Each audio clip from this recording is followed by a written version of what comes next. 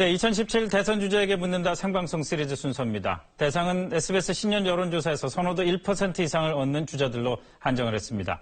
출연 순서는 가급적 선호도가 높은 주자부터 하되 주자들 개인 일정을 고려했습니다.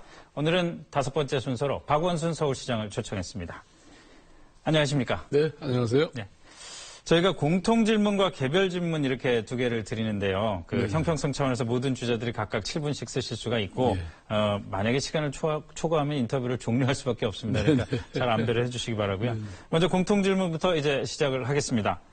박 시장께서 꿈꾸는 대한민국의 모습은 어떤 겁니까?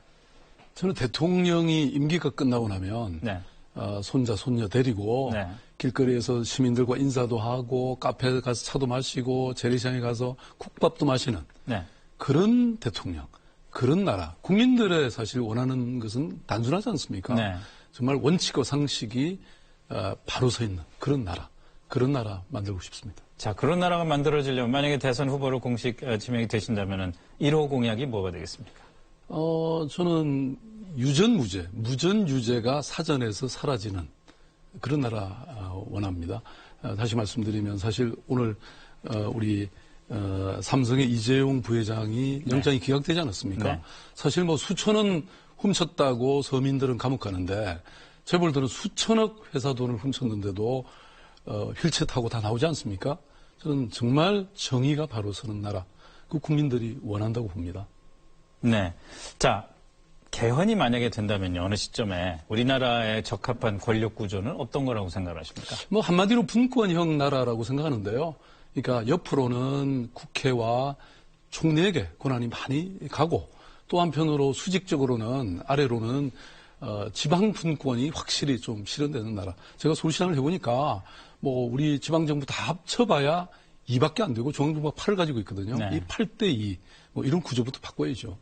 그러면 그러니까 대통령도 분권제로 갔으면 좋겠고 지방 분권도 역시 수행이 됐으면 좋겠다는 말씀이시네요. 자, 마지막 공통 질문입니다. 나의 롤 모델이라면 누구라고 하실 수 있겠습니까? 영린이라는 영화가 나오는데 이 정조가 주인공입니다. 이런 말씀이 나옵니다. 대사 중에 작은 정성을 다하면 결국은 자신과 세상을 변화시킬 수 있다. 저는 지금 뭐 너무나 큰 공약, 큰 소리들만 있지 않습니까?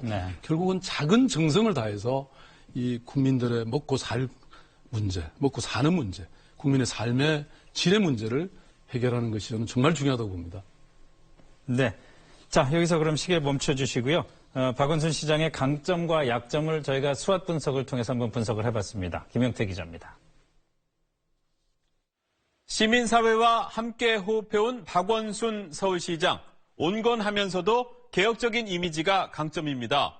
서울시장 재선에 성공하면서 전국적인 인물이 됐고 선거 과정에서 검증도 거쳤습니다. 하지만 시장으로서 확실한 성과가 안 보인다는 비판도 있습니다.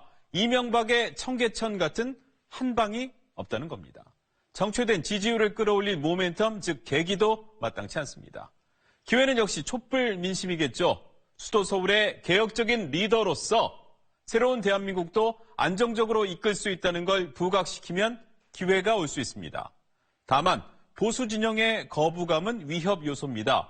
지지세 확장에 한계가 있을 수 있죠. 또 대통령보다는 서울시장에 더 어울린다는 평가가 나오는 것도 아픈 대목입니다. 이상은 한국 매니페스토 실천본부가 내놓은 박원순 스왓 분석이었습니다. 네, 개별 질문 들어가겠습니다. 방금 들으셨죠? 청계천 같은 그런 뭐가 없다. 시장 재임하시면서 그래도 뭐 많이 하셨을 텐데 어떤 걸 가장 업적으로 꼽으실 수가 있겠습니까? 그렇습니다. 제가 시장 돼서 지금까지 정말 청계천 같은 걸 한 방 해갖고 정치적으로 활용해라. 저는 근데 그 말 안 들었습니다. 저는 그야말로 시장은 시장의 꿈을 실현하는 것이 아니고 시민의 꿈을 실현하는 것이다. 저는 이렇게 늘 생각해 왔고요. 뭐 그렇게 해서 지금 뭐 서울시가 엄청 바뀌었죠. 예를 들어서 7조 채무 감축해서 복지는 2배로 늘렸거든요. 그래서 어린이집 뭐 또 공공 임대주택 12만 채를 지었습니다. 그러니까 말하자면 그리고 세계적인 글로벌 도시가 되지 않았습니까? 저는 우리 대한민국에 지금 뭐 1,300조가 넘는 가계부채, 1,200조의 공공부채 이런 살림꾼이 제대로 맡아야 되는 거 아닌가요? 네. 알겠습니다. 자, 경선 문제로 한번 넘어볼까요? 촛불 공동 경선이라는 거를 주창을 하셨잖아요. 소위 말해서 야권의 모든 주자들이 한꺼번에 모여서 당을 가리지 않고 경선을 하자 이건데 생각보다 반응이 그렇게 좋지는 않은 것 같습니다.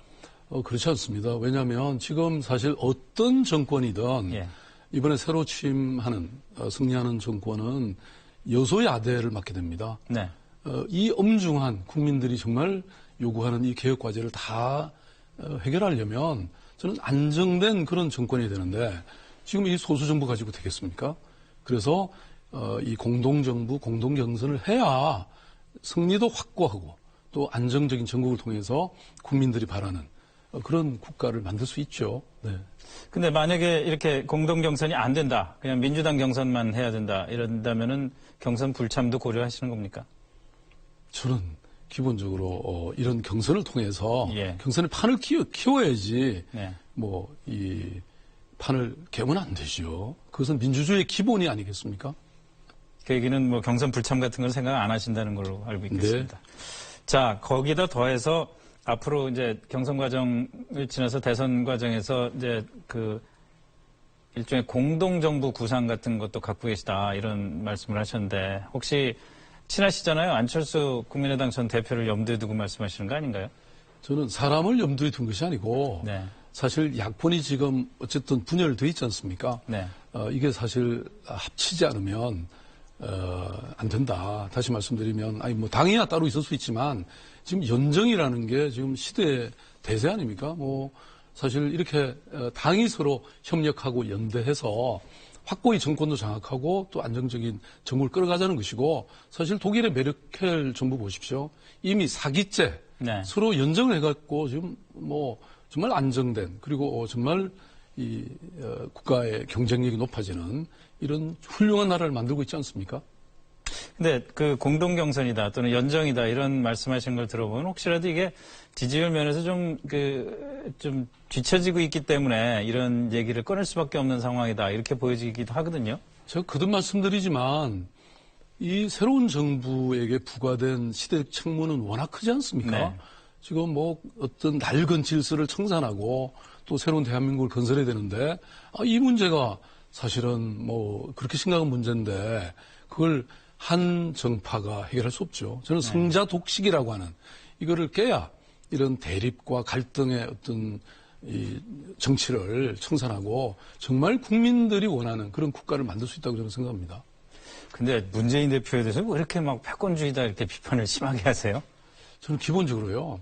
좀 씨름판도 이게 좀 시끌벅적해야 손님도 모이고 관객이 모이지 않습니까? 예. 저는 이 경선이라는 것이 정말 역동적이고 이런 논쟁이 좀 있어야 그래야 이게 국민들에게 감동도 주고 성공하는 것이지 아니 뭐 이런 서로 반대나 비판이 아무것도 없는 이런 조용한 경선은 오히려 저는 죽음이라고 생각합니다. 시끄러운 판을 만들고 싶으시다. 그리고 요즘 사드 문제가 이제 주자들 사이에서 논란이 많은데 사드 배치 철회를 지금 주장하고 계시잖아요. 그 근거를 한번 좀 말씀을 해주시죠. 저는 기본적으로 이 북핵 문제는 우리가 엄중하게 대처해야 된다. 이렇게 생각합니다. 그런데 이 지금 사드를 배치함으로 인해서 수도권은 방위가 안 된다는 것이 전문가들이 일치돼서 하는 얘기입니다. 네. 지금 2,500만 이 수도권의 주민들이 사드로부터 이 보호가 안 되는 것이니까 네. 당연히 제가 보기에는 이 문제가 있다는 것이고요. 네. 더군다나 이게 중국이 지금 뭐 굉장히 심각하게 문제 제기하고 있지 않습니까? 네. 네. 알겠습니다. 시간이 다 됐는데요. 잘 들었습니다. 고맙습니다. 네, 감사합니다.